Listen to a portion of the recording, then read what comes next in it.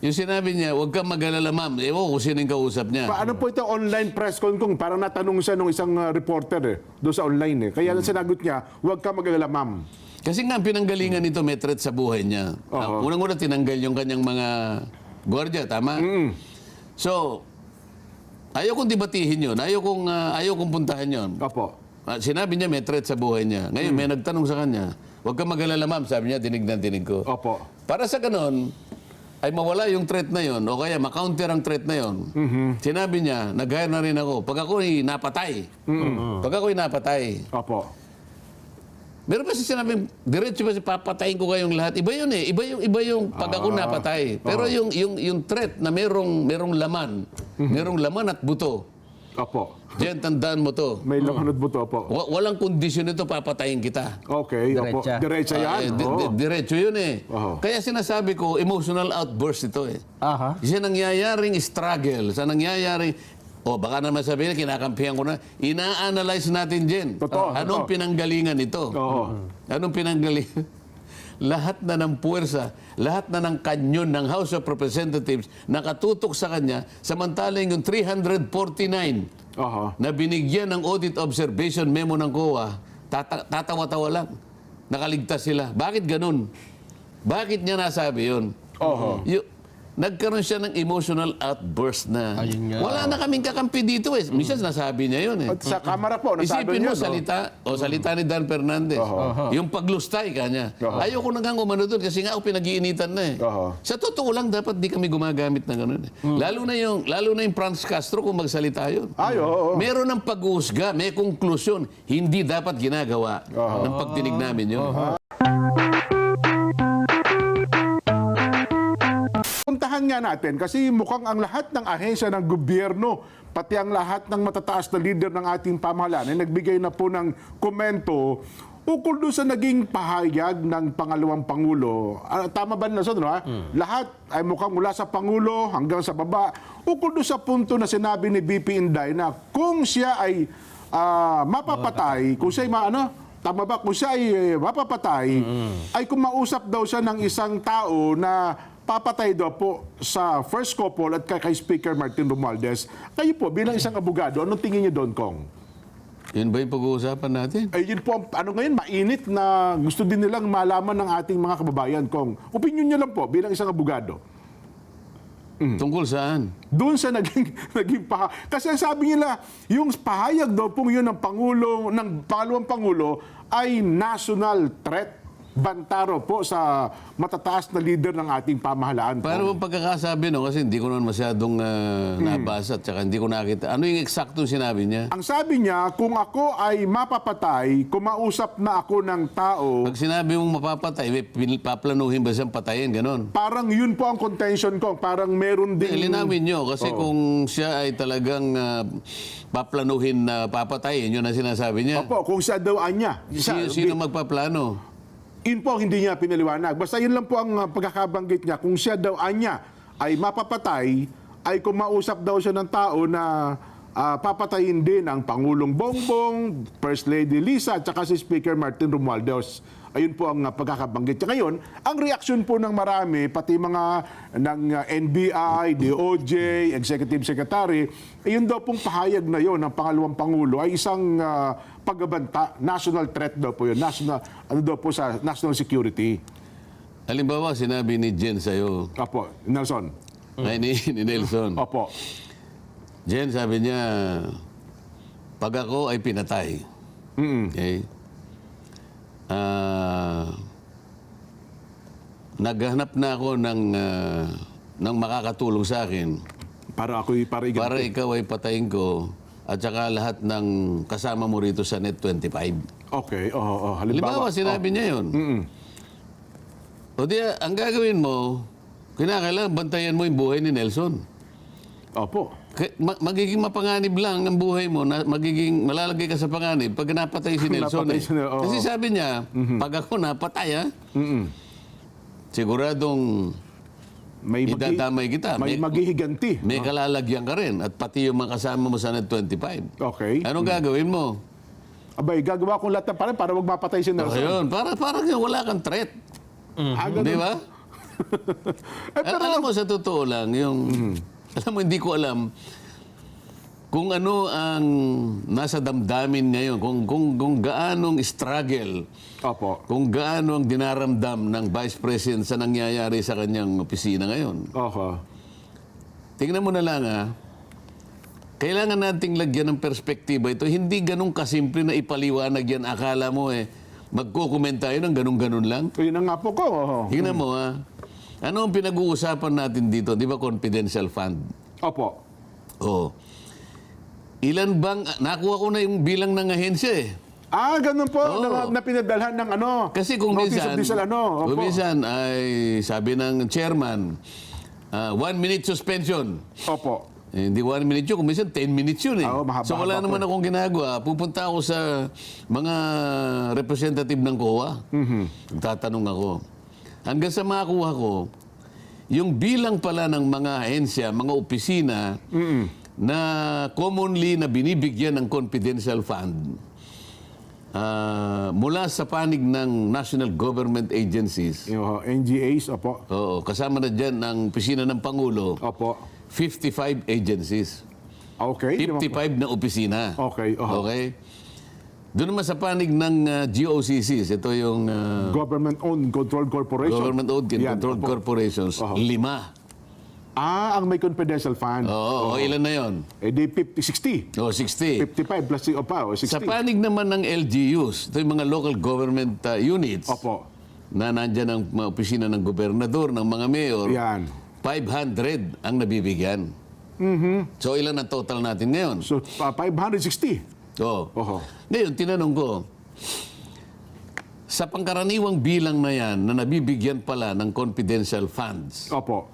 ilan naman ang porsyento dyan ang nai-issuean ng COA ng Audit Observation Memo? Di ba? Out of 560 na. Kasi ang opisina ng Vice President na-issuean ng Audit Observation Memo.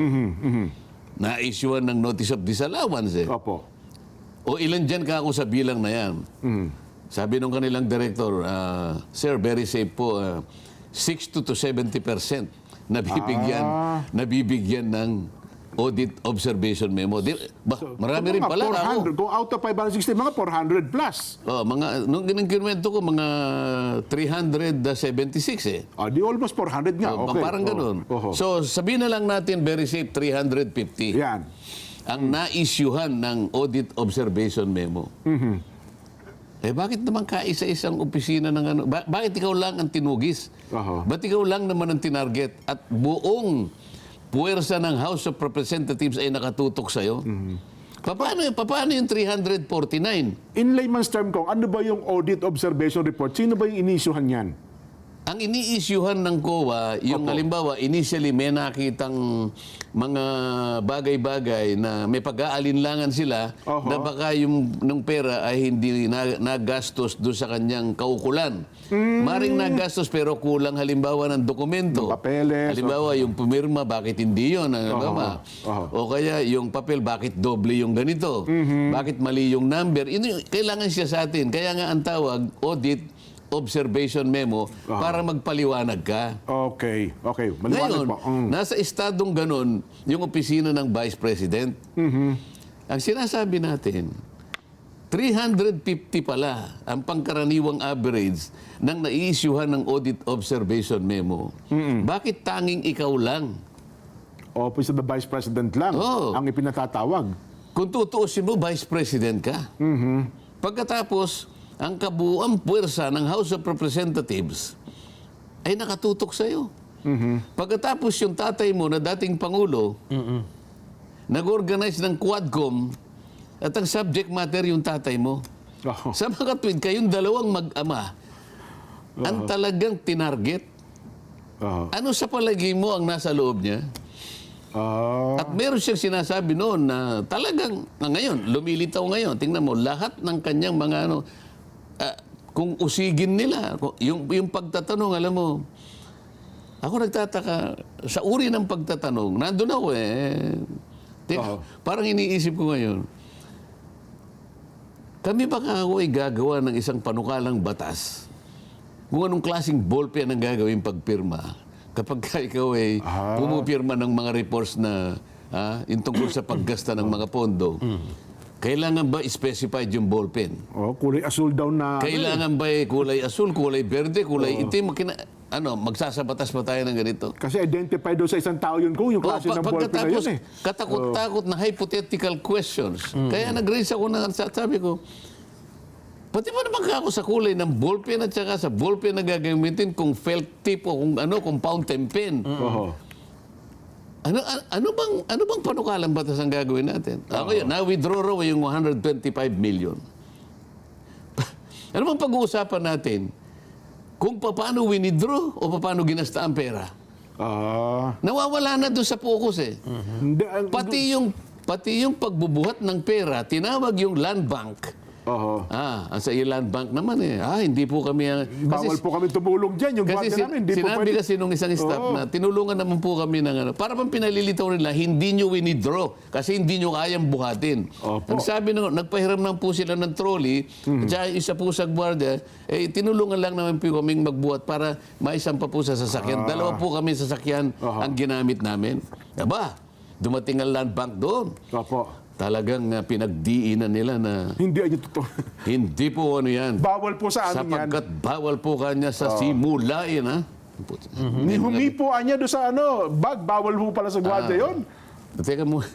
Teka muna nga ako. Ano ba ka ako yung kabawal-bawalan nga ako? Na halimbawa, tumulong ka man lang na nakikita mong hirap na hirap eh. Bigla ka lang umano na binigay mo yung isang kamay mo para lang makatulong. Napakalaki bang kasalanan yun? Diba? Sumingit naman yung kumari nyo. Hindi ko nga malaman kung kumari ko pa ito eh. Akala ko, kaya siya nag-intervene para suportahan ako. Ay, sabi. Pati ba naman yun, kakalabanin pa ako, kaya natawa ako sa kanya. Hindi po pwedeng gawin niya. Sapagkat alam mo, pag yung atensyon ng inahati, baka mamaya may pumasok, may mga hold up, kasalanan ni ganito. Kasalanan ng gwardiya niya kung tinulungan yun eh. Ngayon, makakapagporma ngayon ng opinyon ng taong bayan. Ganito na ba talaga? Bakit ka mag-speculate na may mga hold up? Ang sinasabi ko, nakita mo lang na nahihirapan, tapos gumanong ka lang ng konti. Bakit ba buong panahon mo ba, buong atensyon mo ba, buong lakas mo ba, ay ginamit mo para ikaw magbuhat nun? Hindi tumulong ka lang na iganon sa pag nahihirapan yung isa? Baka daw kasi may mawalang pera doon ko. Ibintang sa gwardiya. Ang sinasabi natin, yung common experience, alam mo, Pilipinong ugali ka ako ito eh. Mas maniniwala ako doon sa sinabi niya, kaysa ka ako sa sinasabi mo, Madam, pasensya ka na. Sapagkat wala nga, o palagi mong naging bawal nga, tinatanong kita, bakit nga? Ganun po talaga. Naintindihan ko, ginawa mo. Paano nga? Hindi ka na ba makakapag-ano man lang yung nakikita mong medyo nagkakaano na, ginanon mo lang? Ang laking bagay ba? Kasi yung bangko pinupunta ko to, papayungan ka pa ko. Yung sasabihin ko eh. Bubuksan ka pa ng pinto na sasakyan. Kaya nga, sabi ko, ang ginamit ko halimbawa, nakita mo ba yung mga food chain na may mga... Meron ako nakikitang gwardiya. Naglilinis pa ng mesa kasi masyadong busy na yung mga waiter nila. Tama po. Pati yung mga pinggan, kinukuha nila, ilalagay na nila doon sa pinaglalagyan ng mga pinggan. Kung itong mga ito ay nakakapag-multitask, sapagkat alam nila yung sitwasyon eh. Totoo po. Maraming tao at wala namang panganib. So nakita niya nakakalat ang pinggan, nakakalat yung ganito, kahit gwardiya siya, ginagawa niya. Kayo po, bangko kayo eh. Kung inaakala po ninyo na inyong mga consumers po ay valuable clients. Yun naman. Yung ba namang, nakukuha ba ako ibig, yung ba naman akong tinulungan mo lang na, siguro, split seconds lang. Ito naman sinasabi mong kumari ko. Pati mag-isip talaga, talagang lahat, pagtutulungan na ako, huwag mo na sabihin, kumari lahat. Nakita mo ba yung kinasangkapan nila nung ako'y tanggalan ng kumari ko din yun eh. Oo nga pala, yung tingnan mo, pati kumari ko kinakasangkapan na nila. Talagang inisa na to eh. Talagang pikunan na to eh. Meron naman silang pwedeng utusan. Basahin mo to kanya na tatanggalin na si Kong Dante. Ay, teka muna. Huwag naman ako eh, kumpare ko yan eh. Totoo. Alam mo ikaw, Nelson, tatanggalin na si Jen. Oo. Siguro, siguro, Tatanggalin ka na rin sa programa, Jen. pupunta ka na doon sa... Huwag na ako magpapasalita. Ayoko na. Matagal ko na kasama niyan eh. Oh. Si Mario Joseph, nung mapanganak yan, nasa tabi ko eh. Kaya nga. Pagkatapos yung baka sa kapal. Oo nga yung naman. ganun, hindi ba mapapansin ng tao yan? Oho. Ngayon, tinatanong, balikan natin. Balikan natin. Bakit niya nasabi yun? Oho. Nagkaroon siya ng emotional outburst na. Ayun nga. Wala na kaming kakampi dito eh. Minsan nasabi niya yun eh. At sa kamera po, nasabi Isipin niyo. mo, salita ni Dan Fernandez. Yung paglustay ka niya. Ayoko na nga umano doon kasi nga pinag-iinitan na eh. Sa totoo lang, dapat di kami gumagamit ng ganun eh. Lalo na yung Franz Castro kung magsalita yun. Ay, oo. Meron ng pag-uusga, may konklusyon. Hindi dapat ginagawa ng pagdinig namin yun. Kaya Di ba pala palagi sinasabi ko sa inyo Opo. yung cold neutrality of an impartial judge? Sila pag nagsalita, pagkatapos ng interpellation, magkukonklud pa eh. May conclusion. Palaging ganun eh. May kasalanan na ka na hindi kaagad. dapat ginagawa yun. Kaya ang tanong ko sa COA, paano ngayon? Oo. Yung ibang parte ng katungkulan mo, ibinigay mo dito. Iba yung parametro nila, ibang standard dito. Yung sa inyo ay confidential, dito public. Hindi ba na-compromise itong mga papeles na to? Hindi ba na-compromise na ang confidentiality ng nature ng papeles na to? Paano kung halimbawa, yung resulta ng ginawa dito tsaka ginawa nyo ay hindi pareho? Ayun nga. Anong mangyayari? Basta kami po audit lang. Audit ka nga lang. Pero, ang katungkulan mo, ikaw lang. Ikaw lang. Binigay mo yung papel eh. The committee and yourself are using the same set of papers. The same reports. Bakit binigay mo? At ang punto nga, paano kung magkaiba nga yung naging desisyon? no? Meron ba yung naisagot na matino? Wala rin. Pwede kayo ma-impeach. Bakit? Impeachable official lang. Inamin mo na nga, kayo lang at kayo lang, wala ng ibang opisina na pinagbigyan ng karapatan, ng mandato na mag-audit, ikaw lang. Sabi ko pa nga, ang saligang batas natin ay siloso. Ikaw lang. Walang ibang parte ng gawain mo, responsibilidad mo na ibibigay mo sa iba. Pero hindi naman daw po kung makaka-impluwensya, kung ano man ang pasan ng Kamara, kung ano man ang pasan ng COA doon sa kanilang pagsusuri, pag-audit, sabi niya, i-stand naman daw niya kung ano desisyon ng COA. Yun ang kanyang pagmamatwid, di po ba? Yun ang sinasabi mo. Paano mo masasabing hindi ka mai-influensyahan? Sige nga. Paano mo sasabihin na hindi ka mai-influensyahan? Yun nga lang pinatabi, bigyan nyo kami, nagbigay kayo kagad. Hindi man lang kayo hindi nyo man lang sinulatan ang House of Representatives. Sir, Madam, with all due respect, kami po naman ay nagpapasakop din sa inyo, pero alam po ninyo, kami po ang may tuntunin na ganito, na kahit na po sinabpinan nyo po kami, ay magmi-meeting muna po yung aming komisyon, ay kailangan pong pag-usapan po kung may bibigay po namin o hindi. Kasi iniisip po namin na baka nalilisya po kami kung gagawin po namin ito. Pwede po ba kanya na ipaalam muna namin sa aming commission proper pag-usapan mo? Hindi, nagbigay ka agad eh. Hindi daw po Kasi nire-recognize daw nila yung power of the force. Yun, hindi na po nila matatanggihan yun. Kapag Wala hiningi ng naman Congress, tatanggi sa power of the force. Ito yung pagbibigay ng budget, hindi pag-audit ang pinag-uusapan eh. Ayun. Yung power of the force, kami ang magbibigay ng budget sa lahat ng opisina. Yun ang power of the force. Audit ang pinag-uusapan natin. Ano na naman ang i-connect mo na naman yung power of the force. baka daw kasi hindi mabigyan ng pondo yung COA. Yun, sa takot nila. So, ang independence mo ngayon, nakukompromiso ka. Ayun. Ayaw niyang aminin na hindi po kanya. Yun sinasabi mo. O bakit? Paano mo nalamang hindi ka makukompromise? Hindi ba pinag-uusapan? Kaya nga kayo independent constitutional body. Kailangan ay walang mag-i-impluensya sa inyo. At walang makaka-impluensya sa inyo sapagkat constitution na ang nagsabi. Kaya hindi kayo pwedeng anuin dyan eh. Hindi kayo pwedeng takot-takutin. Hindi man pwedeng sabihin, hindi kayo namin kayo bibigyan ng budget. Hindi eh. meron silang fiscal autonomy. Totoo po. Kung ano yung hiningi nila, mapipilitan kang ibigay yan. Independent, para hindi mo pwedeng takutin, para hindi mo pwedeng impluensyahan. Aha. O bahala na kayo kung kayo matatakot sa sarili nyo. Kasi ako dyan ko, kapag kakalam ko, minsan, dalawa lang ahensya na natatakutan ng Congress eh. COA at saka Ombudsman. Di ba? O paano naman yung iba? Sari-sari namang mga paglabag kasi yung nakikita yun sa na nga kanila, po. di ba? Kaya ayaw magtanong pagka-ombudsman. Ay, nako. Ba't ko tatanungin yan? Kung balikan ako niyan. Ako lang ang nagtatanong eh. Meron pa nga akong 2 bills tungkol sa COA. Alam mo bang hindi lang na-schedule sa takot ng chairman? Ganun po. Meron akong 2 bills Opo. na yung pag-audit. Kailangan pagka lumampas ka ako ng 2 taon at hindi ka nakapag-audit, kalimutan mo na yan. Kasi nga, isipin mo 10 taon na. Samantalang ikaw, Nelson, nagsilbi ka lang 3 taon. Pagkatapos hindi ka na congressman, wala ka ng papeles. Yes. After 10 years, at Saka saka kayo kanilang audit. itatawagin, bubulat-lating ka. Nahabol ka ngayon, no? Paano naman? Late na. So sila, kahit anong oras kang ipatawag, Pwede, dapat. So, pero kayong batas, ang panukala, hihintayin nila. They will take all their sweet time. Sabihin na, after 10 years, saka ipatatawag si Nelson Lubao. So sabi ko, hindi, ilagay natin sa ano? Yun nga. 2 years. Para sa ganun, andun po yung dokumento mo. Hindi pa nawawala.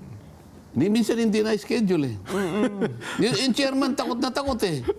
Opo, delikado. Ano ba akong problema mo?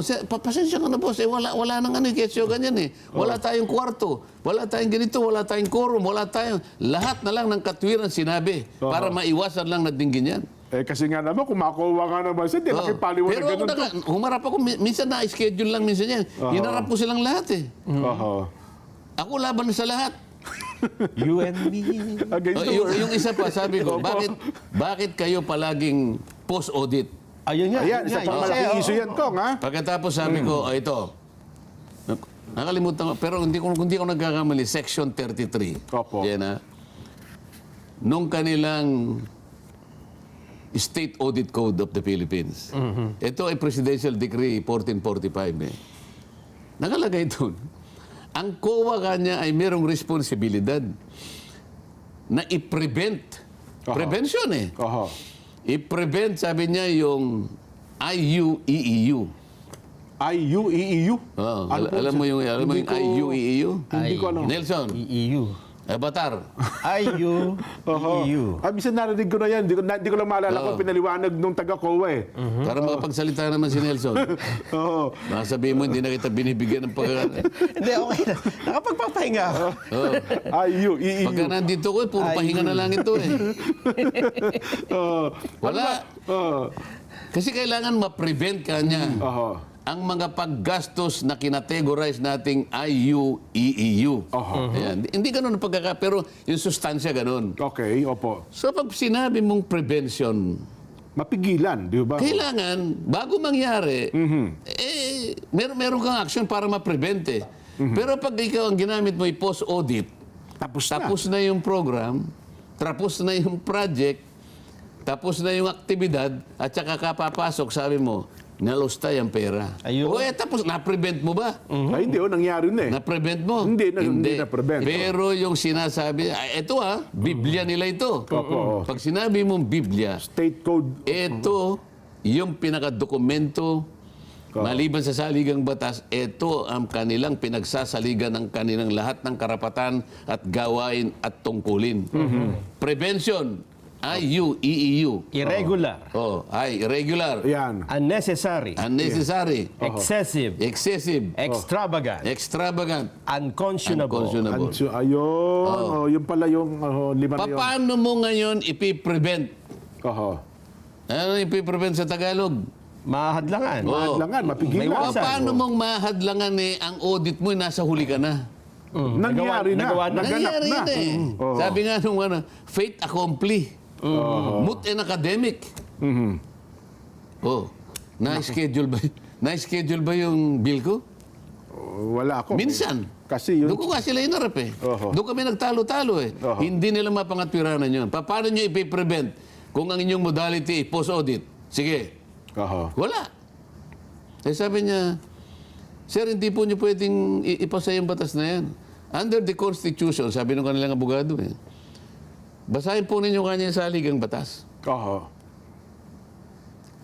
Dito po nakalagay, ang COA lang po ang exclusive na makagagawa ng kanilang tuntunin sa pag-audit at sa accounting. Okay. Yun ang kanyang katwiran. So, hindi nyo pwedeng pakialaman yun sapat constitutional yan. Oho. Teka muna kako, ang ino-audit ko kako yung presidential ang ina-amend ko yung Ina-amend. Presidential Decree 1445. Opo. Sino ba kako yung hindi ba kako legislation ito? Oho. Sino kakong gumawa ng Presidential Decree 1445? Kongreso. Si Pangulong Marcos. Ang Pangulong Marcos nung time nung na yun, panahon opo. na siya Opo. nakakagawa ng mga batas. Opo. Oh. So ito'y batas. Tinatayuan mong batas ito. Opo. Sinong mag-amend ng batas? Hindi ba kami? Oho. Opo. O ay ba't kakako nagsasabing hindi namin kayang gawin? Pinagkamali mo yung internal rules ninyo. Oho. Ang sinasabi ko, ito, yung natin, lalagyan ko lang ng ano rito, na nang dahil dito sa inyong provision na ito, ipapalitan namin yung post-audit, gawin nating lahat pre-audit. Oho. Para lang luminaw. Oho. Ay, nako. Pero, anyway, Kong, yung... O, balik tayo. Oo. Paano hindi niya masasabi yun? Oho. Yung talaga, baka ipon na pala yung galit sa dibdib niya, Kong, ano? Gaano karami yung naipon na yun? Hindi ko alam. Oho, oho. Hindi ko alam. Kung halimbawa hanggang dito na o higit pa, hindi ko alam. Pero ang tanging alam ko kung saan siya nanggagaling. Tapos nakulong pa yung kanyang chief of staff, di ba? Yung tagpo na yun eh. Yung siya na high blood na naman, itinakbo na naman sa Oo, ospital. nga pa, yung, Hanggang saan ang kaya ng isang tao? Oho. Ako nga, ka-attend ko lang, pinagtulungan na naman ako eh. Halos mapikon na rin ako, nagtimpi na lang ako eh. Oho, oho. Yung pa kayang buong puwersa ng House of Representatives, may quadcom ka na, may good government ka pa. Oho. At ang dalawang tao lang ang inuusig. Ayun. The Vice President and the father of the Vice President. Oho. Balikan natin yung statement. Opo. Kung ako ay mapatay... Maganda, Jen. Oo. Pakinggan natin. Amir ba? Para eksakto. Bago tayo ito. Para malinaw, direkta. Baka sabihin nyo, Jen, mali-mali yung sinasabi mo. Nagkamali ka eh. Pinahanda ko na eh. Pakalimi-limi nga natin. Direk, iparinig mo lang muna yung binanggit ni BP Inday Sara. Sige nga. Huwag kang mag-alala, ma'am, sa security ko. Kasi may kinausap na ako na tao. Sinabi ko sa kanya, kapag pinatay ako, patayin mo si BBM, si Lisa Araneta, at si Martin Romales. No joke. No joke. Nagdilin na ako, ma'am. Pag namatay ako, sabi ko, huwag ka tumigil hanggang hindi mo mapatay sila. And then he said yes. Ayun. Oo. Oh. Yung sinabi niya, huwag kang mag-alala, ma'am. Ewan ko kung sino yung kausap niya. Paano po ito online press con kung parang natanong siya nung isang reporter doon sa online eh. Kaya sinagot niya, huwag ka mag-alala, ma'am. Kasi nga, pinanggalingan nito may threat sa buhay niya. Oo. Unang-una, tinanggal yung kanyang mga gwardiya, tama? So, ayaw kong debatihin yun. Ayaw kong puntahan yun. Opo. Sinabi niya may threat sa buhay niya. Ngayon, may nagtanong sa kanya, huwag kang mag-alala, ma'am. Sabi niya, dinig na dinig ko. Opo. Para sa ganon, ay mawala yung threat na yon o kaya makounter ang threat na yon. Sinabi niya, nag-hire na rin ako. Pag ako'y napatay. Pag ako'y napatay. Opo. Meron pa siya sinabing, diretso ba si papatayin ko kayong lahat? Iba yun eh. Iba yung pag ako napatay. Pero yung threat na merong laman. Merong laman at buto. Opo. Diyan, tandaan mo to. May lamanod buto, opo. Walang kondisyon ito, papatayin kita. Okay, opo. Diretsa. Diretsa yan. Diretso yun eh. Oo. Kaya sinasabi ko, emotional outburst ito eh. Aha. Sa nangyayaring struggle, sa nangyayaring, baka naman sabihin, kinakampihan ko na, ina-analyze natin din. Totoo, Anong totoo. pinanggalingan ito? Oo. Anong pinanggalingan? Lahat na ng puwersa, lahat na ng kanyon ng House of Representatives nakatutok sa kanya, samantalang yung 349 Aha. na binigyan ng audit observation memo ng COA, tatawa-tawa lang. Nakaligtas sila. Bakit ganun?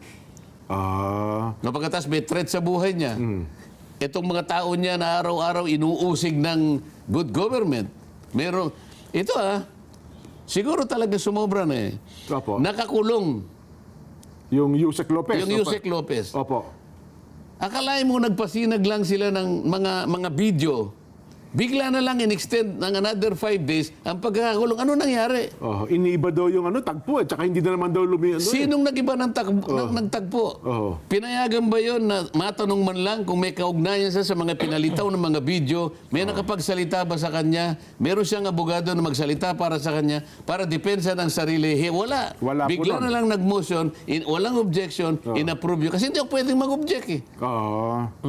Kasi daw hindi ako member eh. Hindi ka member ng komite. Kapag hindi ako member, hindi ako pwedeng mag-object. Ganun ang ano nila eh. Ayun. Anong klaseng proseso nangyayari? O ikaw ang vice president. Baka higit pa doon, nasabi mo eh. Mukhang Tanungin mo uli, ano masasabi ko? Opo. May sinabi meron siyang nobela eh. It's about Voltaire. Voltaire. Nakalimutan ko yung babae yung nagsulat. Okay. Sabi niya, Voltes 5 kasi alam ko. hindi. Yung Voltaire ano yun eh. Isang manunulat na ano talaga yun. Okay po. Okay. Kasing kalibre nila mga kanya, mga William Shakespeare. Opo. Kilala ko yan. Sabi nung, hindi si Voltaire ang nagsabi. Yung nagsulat nung kasaysayan ni Voltaire. Isang Okay. babae. I may disagree with what you said. Yun nga. But I will fight to the death your right to say it. Tanong mo sa akin. I may disagree with her. Okay, opo. Pero karapatan niya magsalita eh. Demokrasya tayo eh. Alam niya naman ang consequence, di ba? Yun. Pero ang sabi ng mga taga-DOJ, Yusek Hindi, kasi pag yan ang pinag-uusapan natin, nalilihis tayo sa dapat nating tuntunin eh. Opo. Yan ang ginagawa nila na doon nga napupunta yung yung narrative. Yung usapan. Hindi yun ang narrative eh. Ang pinagmulan nito, bakit siya nagsalita ng ganun? Ayun. Doon tayo dapat. Di ba? At saka yung binabanggit na... Yun na lang mga halimbawa. Binigyan siya ng 5 days. Andun pa sa ospital, binigyan another 5 days. Nasaan ang due process? Ano sinasabi ng saligang batas? Sa due process. The due process. Basahin mo. Nakakalimutan ko na kung eh. Hindi, nasa Bill of Rights. Alam mo yung pinakamatatag na depensa ng isang tao laban sa lahat ng mga umuusig sa kanya, yun ang Bill of Rights.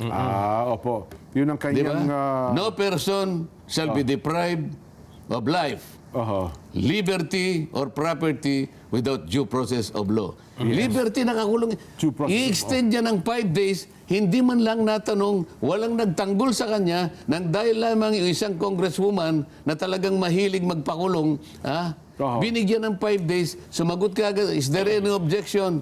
No Hearing objection, none, the motion is approved. Ayun, oo nga. Ito na ang pinakamalala na nangyari sa buong kasaysayan ng House of Representatives. Yun ang pagkukulan natin ng atensyon. Hindi yung sinabi ng Vice President. Sapagkat yun ay katapos-tapusan na ng kanya sigurong pagdaramdam. Resulta Na wala na sigurong ibang masabi. Nako, oo nga. No? So yun Nelson. resulta Tama. ng matinding pangyayari sa Kasi buhay ang niya. nakalagay pala dito, yung clause na sinasabi nyo na no person shall be deprived of life, liberty, or property without Sunod due mo. process. Meron pa. Ito pala kung this clause applies to all levels of government. Oo naman. Hindi, ituloy mo pa yung liberty or property without due process of law. Meron pa kasunod na statement. Iba to nakita ko. Ano iba? Sige, hanapin mo ulit. Iba yung Tuloy mo, Jen. Tuloy mo. Well, dun ho sa pangyayari ito ngayon, Kong, ang Anong pangyayari? doon sa pinag-uusapan natin, di ba? Alin doon? Baka babalik ka na naman doon. Ayaw ko doon dito ka bumalik. Doon sa sinasabi ko. Sa due process. Hindi. Yung ipinupunto po kasi ni BP Inday, wala kasi kaming kakampi rito eh. Baka sobra-sobra na ginagawa ninyo. Wala nga. Sino bang kakampi niya? Ako lang, hindi ako ang kakampi niya eh. Ako lang pinalilitaw nilang kakampi sapagkat ako sumasalig lang ako doon sa tama. Yun. Kaya napagkakamalan ako na may kinakampihan. Ang kinakampihan ko yung tama. Ayaw naman nilang pakinggan ng tama. Kaya lumilitaw akong kontrabida. Ito ko, no person shall be deprived of life, liberty, or property without due process of law, nor shall any person be denied the equal protection of the law. Ayan. No person shall be denied the equal protection of law.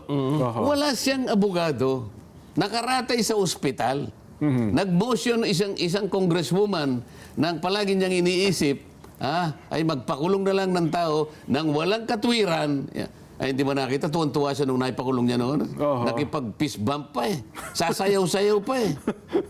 Kulong na niya. Meron bang ganito? Ikaw ba natutuwa ka? Halimbawa, Congressman Nelson, Congressman Jen. Opo. Ginawa natin yon alang-alang doon sa pagsisikap natin na kaya lang natin gagamitin yung contempt power ng Congress sapagkat walang isang taong makapagbibigay sa atin ng tulong para makumpleto itong ating panukalang batas. Ito lang, wala ng iba. Kaya mapipilitan tayo na i-contempt pag hindi sa sumagot. Opo. Yun ang kondisyon nun eh. Yun para, doon para ginagamit ang Kailangan contempt power. nakasalalay sa impormasyon na makukuha mo para makumpleto yung panukalang batas na iniisip natin. Wala tayong mapagkukunan. Isa lang. Walang iba. Yun ang sinasabi ng ating jurisprudence. Hindi. Hindi ko ikatutuwa yung ako ay makapagpakulong ng isang tao. Hindi. Sila nakita eh. Tuwan-tuwa na sasayaw-sayaw pang ganyan eh. Diyan mo makikita ano yung nasa puso nila. Yun ang pag-usapan natin. Nalilihis tayo sa ano eh. Ang palagi, anong sinabi? Anong masasabi mo sa sinabi ni Vice President? Akala mo naman eh. Kasi nga naman ko, alam nyo, hindi nyo maalis sa taong bayan. Nag-react kasi ang buong gobyerno eh. Doon sa statement na yun, pati nga police, NBI, AFP. Sabi ko sa inyo, pati barangay, pati opisyal ng barangay gusto mag-react eh. Doon sa statement na yun. Parang ganun ho, kalaki yung impact. Gustong mag-react kasi hindi nila alam ang pinangyarihan. Pero kapag nalaman nila ang pinangyari, kamukha ng ating pinag-uusapan ngayon, ipagkikibit balikat yun eh. Ano ang natural reaction ng isang tao na kumbaga sa daga o pusa na talagang nasukol na at sa palagang lahat ng kanyon, sabi ko nga, ay nakatutok sa kanya, kahit papaano mangangagat eh. Ay, usap pa rin naman ho. Tama o hindi? Totoo po yun. Yun natural, daga lang ang pinag-uusapan natin eh. Opisina ng Vice President, pero she feels helpless. The office of the Vice President is under siege. Ano sasabihin niya? Pati yung kanyang kapersonal na kapakanan. Ang tatay niya, ang tatay niya na dating Pangulo ng Republika ng Pilipinas is the subject matter of the Quadcom. Ayo. Kaya pala paulit-ulit yung sinasabing, Your Honor, please, wala kasi kaming kakampi rito eh. Walang Hindi siya tinatanong. Ang tinatanong yung mga niya, nandun lang siya nakupo. Tapos yung paglustay po ng salapi.